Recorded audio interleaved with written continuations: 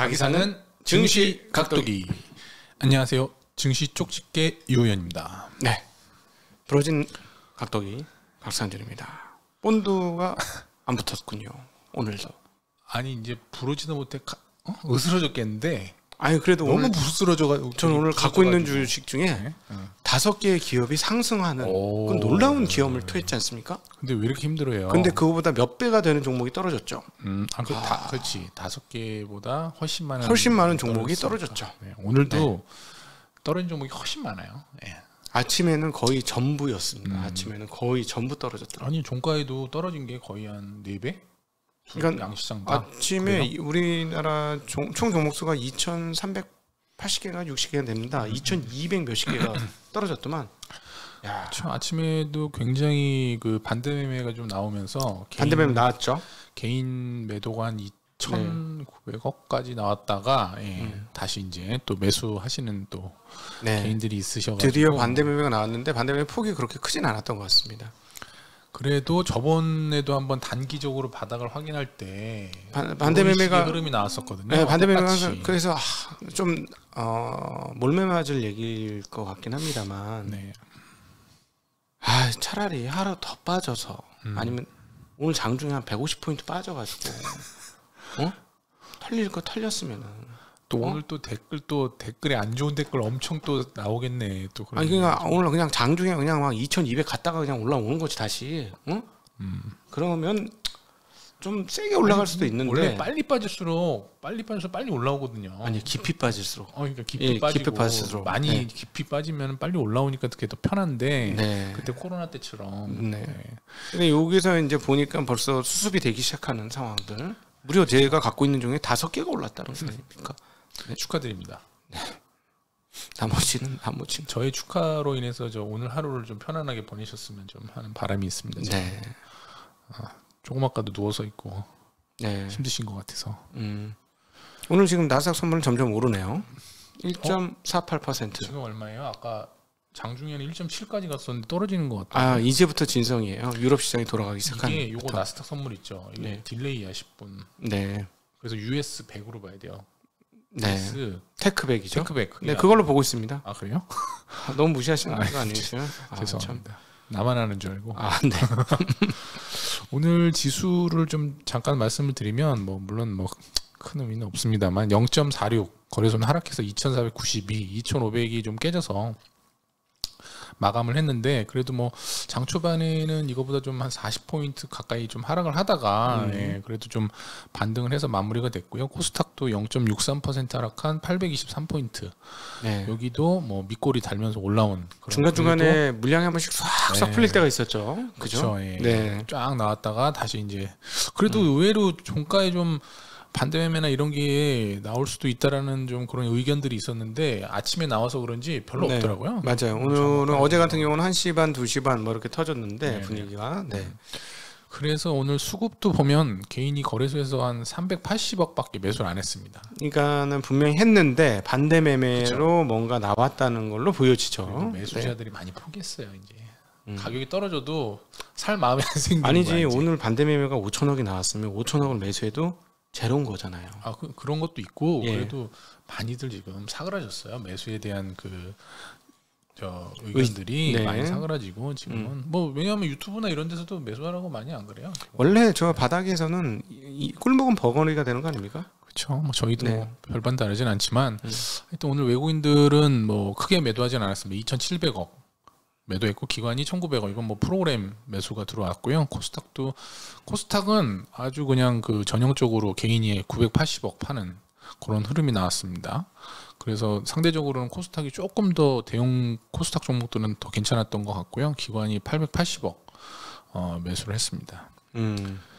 오늘 양극재 관련된 에코프로비엠이라든지 LNF가 한 3-4%씩 상승을 했고요. 기판주들이 쇼티지 계속 날 수 있다. 그러니까 쇼티지가 계속되고 실적도 MLB 다층 기판하고 BGA 그쪽이 계속 흐름가 괜찮다 이렇게 좀 리포트 등이 나오면서 아침에는 하락 출발을 했지만 대덕전자를 비롯해서 반등해서 마감을 하는 흐름을 보여줬었고요. 업종별로는 운수창고가 0.5%, 상승을 했습니다. 뭐 대한항공 이런 종목들이 좀 상승해서 올랐고 전기전자 강보합 요건 뭐 에너지 솔루션 네. 2.7% 오늘 그 4860인가요? 4680이죠. 그 배터리 그 투자 공장을 나오면서 7천억인가 넣어서 한다고 했죠. 네네, 그건 뭐 잠시 후에 말씀드리겠지만 그리고 하락한 업종이 더 이제 많이 하락했고 훨씬 많습니다. 네. 종이목재, 의료정밀기 뭐 한 2%씩 하락했고요. 운수장비도 마이너스 1%, 현대차고 현대중공업 등 조선주들이 좀 하락하면서 네. 엔고의 영향인지는 모르겠지만 그렇죠. 엔저의 영향인지 모르겠지만 뭐 자동차주들이 물론 이제 그 최근에 그 물류 파업 그렇죠. 그 영향도 좀 있습니다만은 좀 약세를 좀 지속하고 네. 있는 결국은 뭐 상태고요. 1번 엔화 약세가 자동차한테 가장 극명하죠. 네. 네. 그리고 이제 우리 구독자분들이 이제 리스크라는 거에 대해서 좀 오해를 하시는 분들이 좀 있으신 것 같아요. 뭐 리스크를 막 가격이 하락하는 걸 뭐 리스크인 줄 아시는 분들이 있는데 네. 그러니까 주식 투자에서 리스크라는 거는 저는 개인적으로는 주가가 이렇게 뭐 하락하고 위로 왔다 갔다 하는 이거는 리스크가 아니다라고 보거든요. 이건 네. 변동성의 일환이 주식은 속성이 원래 이렇게 막 하루에서 30%씩 움직일 수 있는 거 아니겠습니까? 네. 그걸 가지고 리스크라고 하시면 주식 투자를 하셔도 돈 벌긴 어렵다. 이렇게 판단이 돼요. 진정한 주식 투자의 리스크는 망할 기업을 사는 거, 실적이 안 좋아질 기업을 사는 거, 결국엔 그래서 요 기업도 망할 것 같은 거, 네. 이런 기업을 사는 게 리스크입니다. 그러니까 상장 폐지될 것 같은 거, 뭐 정말 본업이 안 좋아져서 이 회사가 뭐 파산할 것 같은 이런 기업을 사는 게 리스크지. 네. 주가가 오르락 내리락 하는 이걸 보고 리스크가 커졌다 작아졌다 이렇게 표현하는 건 옳지 않다. 네. 이거 버핏 형아가 얘기한 말이거든요. 네. 이제는 쪽집게 명심을 말로 하셔야 된다. 바통 터치 받으시죠. 아니 이거 제가 한 말은 아니고 저도 뭐 다. 예. 근데 이 말이 참 깨닫기까지가 시간이 오래 걸려요. 대부분 다 리스크를 막 가격이 움직이는 걸 리스크라고 얘기를 하기 때문에 네. 그 의미를 진정 이렇게 좀 곱씹는 사실은 뭐 게 가격이 우리한테 전해주는 정보가 사실 그렇게 많지는 않죠. 가격 자체는. 네. 그렇죠. 뭐 특히나 가치 투자를 하시는 분들은 아마 이 말을 굉장히 잘 이해를 하실 거고요. 네. 그러니까 지금 뭐 이 가격이 이렇게 PBR 1배 미만으로 떨어져서 뭐 이런 얘기하면 또 그런 얘기한다. 뭐 그게 무슨 의미가 있냐 이렇게 가격이 떨어진. 레버리지를 안 쓰시면은 전혀 여기서 문제될 게 없어요. 반대 매매 나가는 것도 다 레버리지 쓰시는 분들이 나가는 거거든요. 그러니까 네. 레버리지도 정말 잘 또 유용하게 쓰면 큰 돈을 버실 수 있는 기회가 오긴 하지만 평상시에는 좀 그래도 좀 이렇게 좀 자제를 하는 게 네. 좋다. 우리 막 투자하시는 뭐 데는. 울면서 방송하면 그때는 혹시 조금 그것도 이제 그쵸. 갚을 수 있는 뭐 내 2달 월급치 뭐 이런 정도 네네네, 뭐 맞습니다. 그런 내가 정도 충분히 수준. 갚을 수 있는. 네, 그런 정도. 정도를 쓸 수는 있겠죠. 네. 뭐 그렇게 또 유튜브들이 많이 또 좋은 유튜브들 있지 않습니까? 뭐 각도기 TV라든지 네. 뭐 기타 뭐 다른 뭐 슈퍼게임들 하시는 네. 분들이 많이 얘기를 하잖아요. 그런 얘기 뭐 레버리지에 관련된 그런 걸 많이 또 배우신 분들이. 전 증시각도기 TV 한 3년 넘어가면은 저희와 오랫동안 함께 하신 분들이 상대적으로 결과가 되게 좋네요. 이 얘기를 결국 하시게 될 것 같아요. 저는. 저희가 뭐 바닥을 정확하게 짚어드린다 이런 걸로 생각하시면 안 되거든요. 투자의 태도를 가다듬어 네, 드린다. 뭐 뭐 저희가 이런 거가 그런 되겠죠. 능력이 없습니다. 네. 네. 어찌되었건 그 신용 많이 안 쓰셔가지고 네네. 들다치신 거는 뭐 그럼요. 명확한 것 같죠. 네. 신용을 쓸 수 있는 상황은 사실 뭐 정말 뭐 한 어저께 말씀하신 대로 뭐 한 0.8 예, 0.8. 가면 한번 써볼 수도 있을 것 같긴 한데 그래도 그것도 다 갚을 수 있는 수준에서. 그것도 자기 성향에 맞게 네. 그런 걸 이렇게 잘 쓰시는 분들이 있어요. 네. 하여튼 뭐 그렇고요. 오늘 그 소식들을 좀 전해드리면 어제 이제 오늘 새벽이죠. 미국 증시가 장 마감 30분 전에 굉장히 많이 하락을 했는데 그 이유가 이제 월스트리트 저널에서 닉 티미리우스라는 이제 연준 전에 연준을 출입했던 기자가 있는데 이분이 이제 기사를 냈어요. 이번에 15일 날 그 자이언트 스텝을 밟을 수도 있다. 페드에서 사실 이분이 저번 주만 해도 0.5를 올릴 것 같다고 이제 기사를 냈다고 하더라고요. 네. 연준에서 아마 뭔 코를 바랐나 봐. 미리 한번 이렇게 넌지시 이렇게 우리가 한번 하려고 하는데 어떤지 한번 반응을 좀 보자 이렇게 기사거리를 던진 것 같습니다. 그래서 이런 얘기가 나오면서 그냥 미국 시장이 와장창 무너졌었죠. 어제는 뭐 CPI 때문에 무너지고 오늘은 이 빅 자이언트 스텝 때문에 무너지고요. 그리고 이제 자이언트 스텝을 한 게 28년 전에 경제 마에스트로라고 불렸던 앨런 그린스펀이 그때도 인플레이션 늑장 대응을 했었어요. 네. 그래서 불가피하게 0.75를 올렸었던 게 마지막이었거든요. 28년 전에. 네. 요게 이제 그때랑 비슷하게 지금 흘러가는 것 같습니다. 네. 그래서 혹시 내일 모레 0.75를 인상할 수도 있다. 그런 지금 우려감들이 나오면서 국내 증시도 이제 많이 하락을 했었지만 네. 사실 뭐 0.75 인상을 하는 거 나쁘지 않다고 봅니다, 개인적으로. 네. 뭐 어제 미국에서 다 반영했고요. 아 근데 이번에는 하면 안 되고 다음 달에 해야 돼요. 아, 물론 신뢰성에 좀 뭐 심각한 타격이 있기 때문에 왜냐면 원래 다음 달까지 50bp 하겠다 거의 굳게 네네네. 말을 했기 때문에 네. 모르겠습니다. 뭐 패드가 어떻게 할지 뭐 저희는 모르고요. 그래도 이렇게 0.75 해도 뭐 아 근데 어쨌든 빨리 끝났으면 좋겠습니다. 뭐 예, 하여튼 이거 빨리 끝나면 좋죠. 내일 모레가 빨리 왔으면 좋겠어요. 200bp 올려도 상관없긴 한데 그렇게는 안 하겠지만 사실 지금 진짜로 한 200, 100 원빅이라고 있대요. 1% 올리는 거. 이거 한 두 번 하면 끝나잖아. 그러면 한 이번 달 하고 다음 달 하고. 여기서 원빅 하면요. 왜? 결과가 똑같지 않나? 아니야 S&P 3천 가요. 3천. 아니 보세요. 원빅하면 왜냐하면 왜 지금 원빅을 하면 다음에 또 할 수도 있다는 생각 때문에 떨어진다는 거예요. 원빅한 자체로 떨어지는 게 아니고 예를 들어서 원빅하면서 자 이게 마지막이고 다음부터는 이제 완화적인 태도를 취하겠어. 25bp 올릴지 말지 한번 상황 볼 거야. 이러면 올라. 아니 그럼 내가 얘기를 4개월 동안 0.5씩 올리는 거하고 2달 동안 1%씩 팍팍 올리는 거 어떤 게 더 나아요? 두 번째 1% 올리기 전까지 지옥문 열리고요. 두 번째 1% 올리고 나서 장이 반등합니다. 아니 어차피 지금 다들 한 3%까지는 갈 거다라고 다들 예상하잖아요. 지금. 아니 그러니까 그게 중요한 게 아니고 그 과정에서 정말 엄청난 파열음이 나온다는 거예요. 예상을 깨는 일을 하면 그러면 그동안에 커뮤니케이션 한 건 도대체 뭐야? 아니, 그러니까 다 똥이냐? 뭐 이렇게 되는 거죠. 우리가 이제 암에 걸렸을 때 바로 집도를 들어가잖아요. 진단을 하고 뭐 방사선 치료를 할 수 있는 분은 하고 지금은 바로 집도를 해야 될 것 같아요.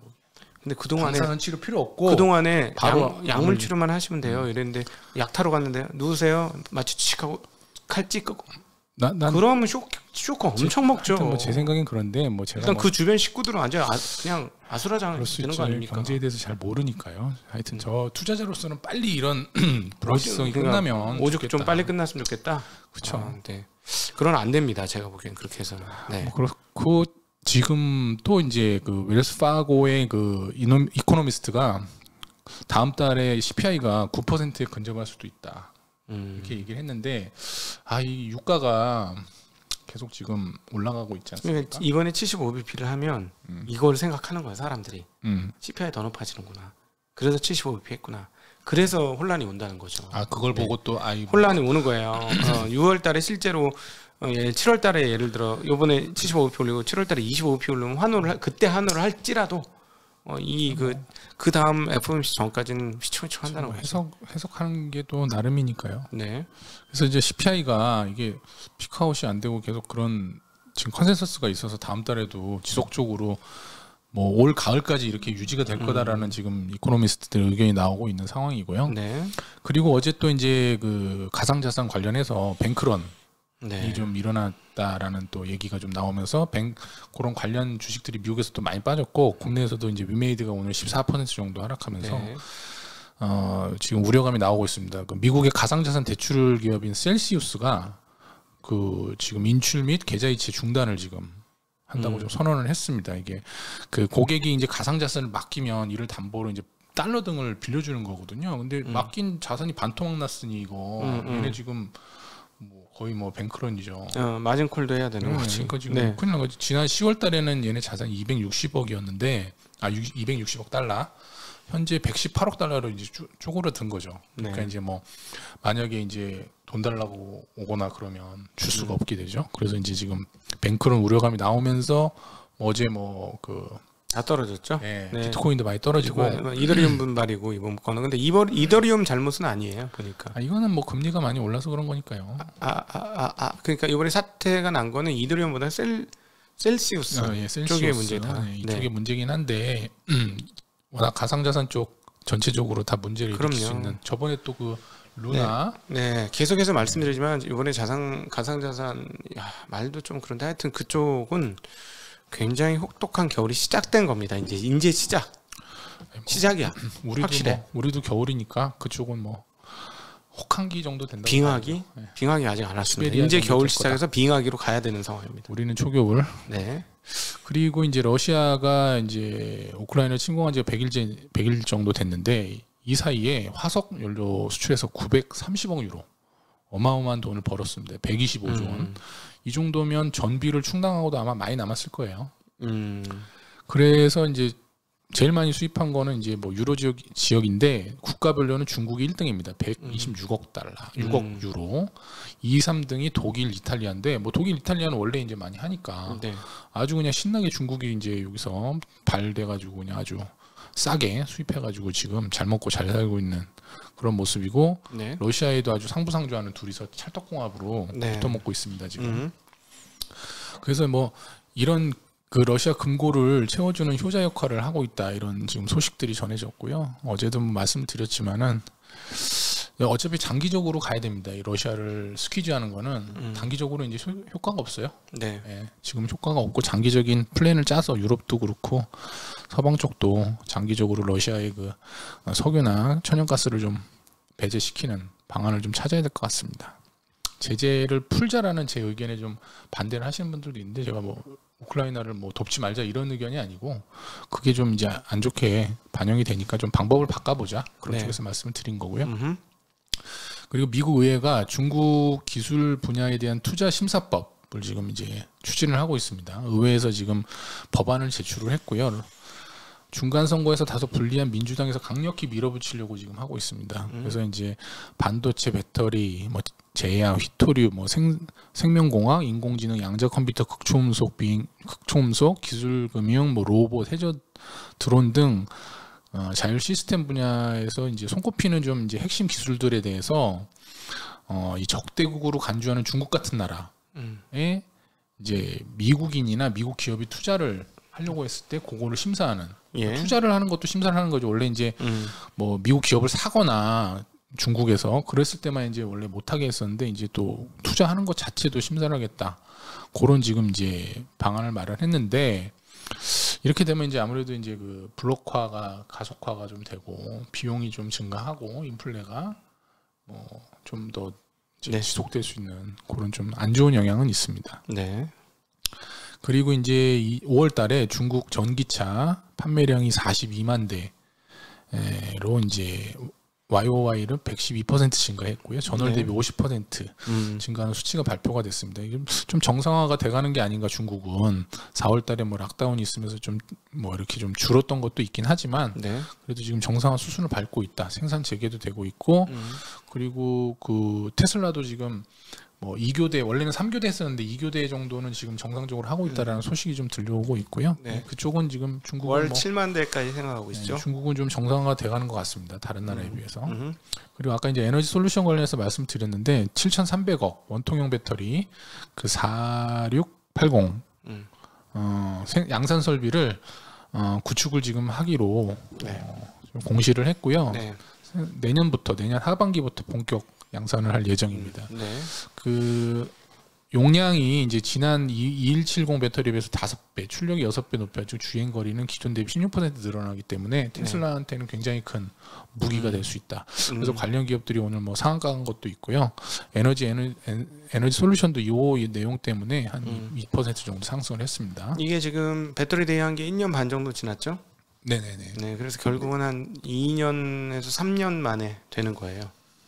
그 사이 이제 기술 발전은 이루어졌습니다만 그때 바로 할 것처럼 1년 만에 할 것처럼 했지만 결국 3년 또는 그 이상의 시간이 걸리죠.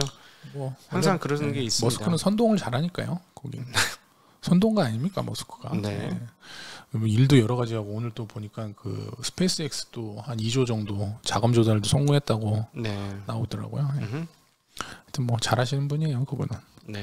그리고 삼성전자가 이제 지금 이재용 부회장이 저 유럽에 가 있는데 뭐 인수합병 관련된 뭐 뭔가를 추진하고 있다라는 얘기들이 나왔었는데 뭐 NXP라는 반도체 기업이 대상이 되지 않겠냐 이런 얘기가 있었지만 자동차 반도체 뭐 만드는 회사. 일부 지금 뭐 나오는 거 온 세미컨덕터라고 네. 그 전력 반도체 하고 2, 3위 정도 네, 하고요. CIS라고 예. 그거 한 점유율이 한 50% 넘는 회사를 이미지 센서 칩. 네.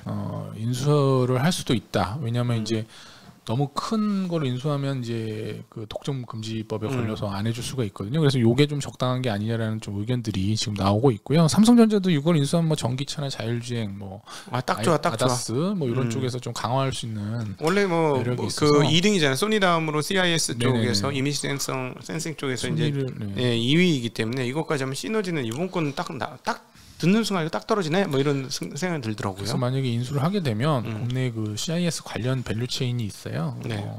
테스나라든지 뭐 하여튼 뭐 있습니다. 그런 쪽에는 조금 기회가 되지 않을까 네.